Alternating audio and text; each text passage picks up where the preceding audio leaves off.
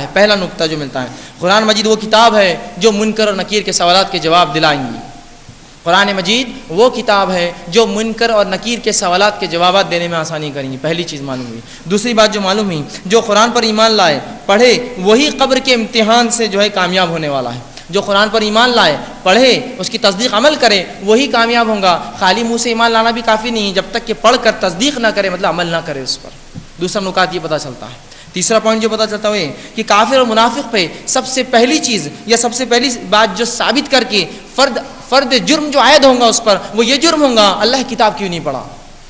جو پہلا جرم اس پہ عائد کیا جائے گا وہ ہے اللہ کی کتاب کیوں نہیں پڑھا، کیوں تصدیق نہیں کی اس کی۔ اور چوتھی بات جو معلوم ہوتی ہے کہ قرآن کو نہ پڑھنے والوں کو نہ سمجھنے والوں کو سر پر مارا جا رہا ہے، وہ اس لیے کہ دماغ مرکز ہے سمجھ کا، تم نے اس مرکز کو استعمال نہیں کیا اللہ کی کتاب کے لیے۔ دنیا کے اس میں تو بڑے ہوشیار بنتے تھے، بڑے چالاک اور چتر بنتے تھے، لیکن اللہ کی کتاب کا جب معاملہ آیا معصومیت اختیار کر لی، یہ ہمارا کام نہیں ہے، وہ لوگ کر رہے ہیں ہم ان کے پیچھے صرف چل رہے ہیں۔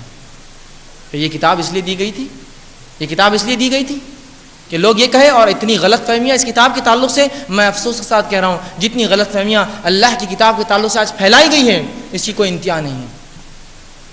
اس حد تک غلط فہمیاں پھیلائی گئی ہے کہ قرآن پڑھنے سے لوگ گمراہ ہو جاتے ہیں۔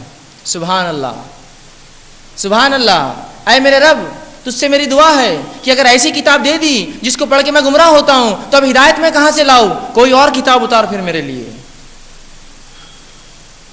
التجا ہے میری پھر میں اپنے رب سے کہ اگر یہ کتاب میں گمراہی تو نے دے دی تو ہدایت کس کتاب میں پھر وہ کتاب مجھے دی جائے۔ یہ الفاظ منہ سے نکالتے وقت کیوں نہیں انسان سوچتا ہے